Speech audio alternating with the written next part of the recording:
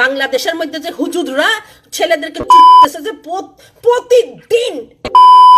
আসসালামু আলাইকুম, সবাইকে স্বাগত করছি আমাদের নতুন একটি ভিডিওতে।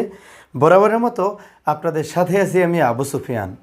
আমাদের দেশের কিছু কুলাঙ্গার রয়েছে যারা বাংলাদেশে জন্মগ্রহণ করে বাংলাদেশে বেড়ে উঠেও কোনো মতে যদি প্রবাসে যেতে পারে তাহলে ভুলে যায় নিজের অস্তিত্বের কথা, নিজের জন্মভূমির কথা। নিজের জন্মভূমির বিরুদ্ধে কথা বলতে, নিজের অস্তিত্বের বিরুদ্ধে কথা বলতেও তারা কোনো প্রকার কার্পণ্যতা করে না। ঠিক এমন একজনের দেখা মিলল সোশ্যাল মিডিয়াতে, যে কানাডায় বসে বাংলাদেশি নাগরিক হয়ে বাংলাদেশে জন্মগ্রহণ করে বাংলাদেশের মানুষকে অকথ্য ভাষায় গালিগালাজ করে যাচ্ছে।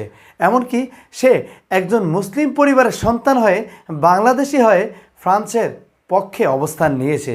আপনারা জানেন, ফ্রান্স আমাদের বিশ্বনবী হজরত মুহাম্মদ সাল্লাল্লাহু আলাইহি ওয়াসাল্লামকে কার্টুন আকারে প্রদর্শন করে আমাদের নবীজিকে বিভিন্নভাবে বিভিন্ন সময় কটাক্ষ করে যাচ্ছে। আর সেটার পক্ষপাতিত্ব করে বাংলাদেশের মানুষদেরকে অকথ্য ভাষায় গালিগালাজ করলো বাংলাদেশি নাগরিক হয়ে। কারণ তার চোখে বাংলাদেশ খুবই নিকৃষ্ট রাষ্ট্র, বাংলাদেশের মানুষ খুবই নিকৃষ্ট। তার মুখের ভাষা শুনে আমি স্তব্ধ হয়ে গেলাম যে একটা মানুষ কিভাবে এতটা নোংরা হতে পারে। তো চলুন বাংলাদেশ এবং মুসলমান সম্পর্কে তার প্রতিক্রিয়া আমরা তার মুখ থেকে শুনে নেই। Good morning. রোজি বলছি মন্ট্রিয়াল থেকে, Montreal Canada, royal Victoria hospital থেকে। হ্যাঁ, এখন অনেকে মানে আমাকে মেসেঞ্জার করে অনেক কিছু বলতেছে যে আমি কেন ফ্রান্স নিয়ে একটু কথা বলছি। ঠিক আছে, ফার্স্ট অফ অল বলবো যে এখানে কোনো শিক্ষিত লোক এসে এখানে কেউ তর্ক করে না। সব মূর্খরা চোখ অন্ধ, ওকে, যাদের কোনো এই কলমের জোর নাই, এরা এখানে এসে তর্ক করবে মানুষের সাথে, ফালতু কথা বলবে মানুষের সাথে। ওকে, ঠিক আছে। ফ্রান্সে একটা কার্টুন বানাইছে, এখানে এটা একটা ফ্রিডম কান্ট্রি। আমরা মাঝে মধ্যে জাস্টিন ট্রুডোকে নিয়ে আমরা ভেঙ্গাভেঙ্গি করি। ট্রাম্পকে নিয়ে যখন তোমরা কার্টুন বানাও, তোমরা যখন মুখ বেঁকা বেঁকা করে যখন কার্টুন বানাও, তখন তো তোমাদেরকে কেউ মারতে আসে না, কেউ তোমাদেরকে এই ডান্ডা নিয়ে খুসাইতে আসে না। হ্যাঁ, তো ট্রাম্পকে নিয়ে তোমরা কার্টুন বানাও না। তো ফ্রান্সের মধ্যে একটা টিচার এটা অধিকার আছে। ওকে, এমন তো কিছু মহাভারত উদ্ধার করে নাই। হ্যাঁ, ভালো কথা বলতো। আমি এখানে লেখছি, একজনে লেখছে কি উপাস মরাটা ভালো। ওরা ভাই, তোর পেটের মধ্যে ভাত আছে বলি তুই আজকে এখানে দুইটা চারটা বড় বড় কথা বলতে পারতেছিস যে বাংলাদেশের মধ্যে এই যে বাচ্চা মেয়েরা যে রেপ হইছে, বিলের মধ্যে ঢুকাই তাদেরকে চুটতেছে। এই 6 বছরের বাচ্চার মধ্যে এত বড় বড় বল্লম যাইতেছে যে রক্ত ভরি দিতেছে যে। এগুলি কি ফ্রান্সের থেকে আসি চুটতেছে তোর মা বোনদেরকে? কানাডার থেকে যাইতেছে চুটতে না আমেরিকার থেকে যাইতেছে চুটতে? এত তেল ও বেগুনে জ্বলতেছে কেন? এই যে হুজুররা আরবি পড়াবার নামে, এই কোরআন শরীফ পড়াবার নামে বাচ্চাদের পুন্ডের মধ্যে যে এত বুল্লম ঢুকাই দিতেছে। তোরা কি করতেছস যে?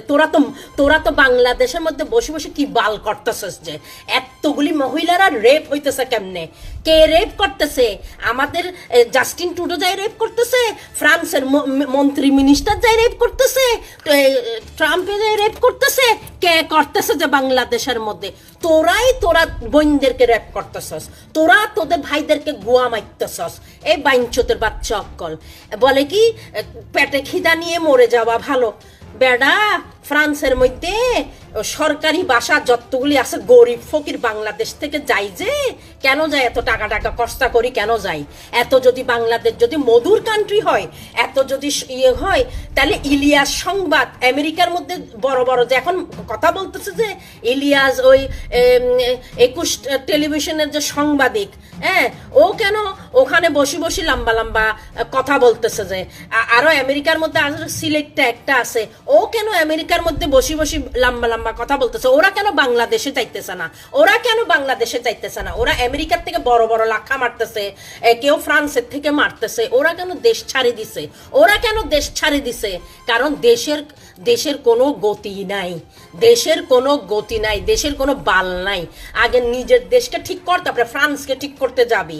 ওকে, ফ্রান্সের মধ্যে যে এই যে ভুরকা পরে মহিলারা, ওদেরকে কোন মাদার চোদে ফ্রান্সের মধ্যে চুদে, যে ওদেরকে কে চুদতেছে ফ্রান্সের মধ্যে? বাংলাদেশের মধ্যে ওরা ভুরকা পরি থাকলেও ওদেরকে বকর বকর বকর বকর চুদতেছে। এই বেড়া আর মূর্খর বাচ্চা, এত গাফলামি করতেছস কেন? না খেয়ে মরে যাওয়া ভালো। আরে আরে এত না খেয়ে যদি মরতো না, তাহলে বাংলাদেশের মধ্যে তো বেশ্যাগিরি চলতো না, রেল লাইনের মধ্যে বেশ্যারা দাঁড়াই থাকতো না।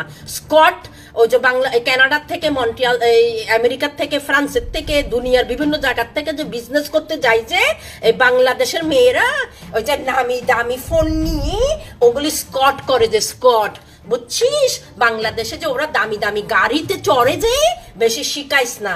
ওদের সাথে থাকে যে আমেরিকানদের সাথে, এই বিদেশি লোকদের সাথে, ওই বড় বড় মডেল কতগুলি আছে যে বাংলাদেশে মডেল নায়িকারা, ওরা ওদের সাথে বল্লম খেলা খেলে, যে টাকার জন্য, টাকার জন্য, বুঝছো?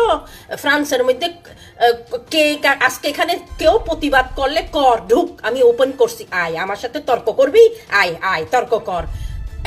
ফ্রান্সের মধ্যে বুরকা পরি যে মহিলারা চলতেছে, যে এই 12টা পর্যন্ত রাতকে, 2টা পর্যন্ত রাতকে, যে ওরা বাসায় যাইতেছে, যে ওদেরকে কে টানি টানি রেপ করতেছে। যে আমাদের দেশেই তো আমাদের নিজেদের কোনো নিরাপত্তা নাই।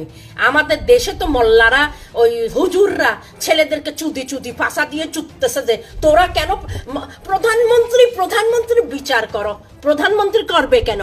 নেমে পড়ো না সবগুলি, তোরা সবগুলি নেমে পড় না, সবগুলি। যেমন এখন ফ্রান্সকে গোয়া মারতে বসি রইছস, ফ্রান্সের ভালো যাবে না। ফ্রান্সকে বয়কট করলে ফ্রান্সের কিছুই যাবে না। ওকে, এই যে তোদের ভাই বোনেরা সব দেশ বিদেশে যাই গিয়া, জানিস আমাদের এখানে মসজিদ আছে, আমাদের এখানে আরবিদের মসজিদ আছে, মানে সৌদি, যতগুলি সৌদি মিডল ইস্টের একটা মসজিদ আছে, বাংলাদেশিকে ওখানে ঢুকতে দেয় না, ওদেরকে মিসকিন বলা হয়, মিসকিন, বুঝছিস? এখানে বাংলাদেশের একটা মসজিদ আছে, আমার বাসার দুই কদর, 2টা ব্লক ফেলে মসজিদ আছে, বুঝছিস? ওই মসজিদে বাংলাদেশিরা ঢুকতে পারে না। বাংলাদেশিদেরকে কি বলে জানি? মিসকিন বলে, মিসকিন।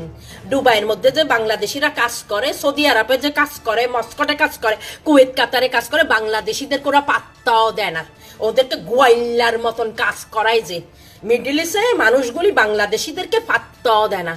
জানিস ওরা কত কষ্ট করি দুবাইয়ের মধ্যে কাজ করে, ওই ধারাম কামাইতেছে, এই মস্কোটের মধ্যে কাজ করতেছে, সৌদি আরবে কাজ করতেছে, কত হুজুরের ডান্ডা ধুইতে হইতেছে জানস? আমেরিকা, কানাডার মধ্যে, ফ্রান্সের মধ্যে বাঙালিরা একটা কারো ধন মালিশ করতে হচ্ছে না। যারা চাকরি করে না ওদের ওখানে $3-4 এমনি ঢুকিয়ে যায়, ভাতা খাই, ভাতা, ওয়েলফেয়ার খাই, ওয়েলফেয়ার। সবগুলি পয়সালারা সব ঢুকিয়ে গেছে বিদেশে। তোরা গরিবগুলি শুধু বাংলাদেশের মধ্যে থাইকা মূর্খর বাচ্চারা মূর্খ, বকর বকর বকর বকর করস। যে ফ্রান্সের মধ্যে কয়টা মহিলা রেপ হয়েছে মুসলমান? বল আমাকে, কয়টা হিজাব আলী? এই নাস্তিক কুলাঙ্গারকে আপনারা চিনে রাখুন। কখনো যদি বাংলাদেশে সে আসে, তাকে দেখতে পান, তাহলে জুতা পেটা করে বাংলাদেশ থেকে আবার কানাডায় পাঠিয়ে দেবেন। কারণ বাংলাদেশে আসার, বাংলাদেশে থাকার কোনো যোগ্যতা তার নেই। সে একজন বাংলাদেশি হয়ে বাংলাদেশে জন্মগ্রহণ করে কিভাবে বাংলাদেশকে, বাংলাদেশের মানুষদেরকে গালিগালাজ করতেছে আপনারা শুনলেন। সে কিভাবে যে নিজেকে শিক্ষিত দাবি করে আমার বুঝে আসে না। একজন শিক্ষিত মানুষের ভাষা কি এইরকম হতে পারে? নাস্তিকরা সর্বদাই পরিত্যাজ্য, সে হোক আমার ভাই, হোক আমার দেশি বা যে কেউ। তো এই ছিল আমাদের আজকের ভিডিও। আজকের মতো এখানে বিদায় নিচ্ছি, দেখা হবে পরবর্তী ভিডিওতে। সে পর্যন্ত ভালো থাকবেন, সুস্থ থাকবেন, আল্লাহ হাফেজ।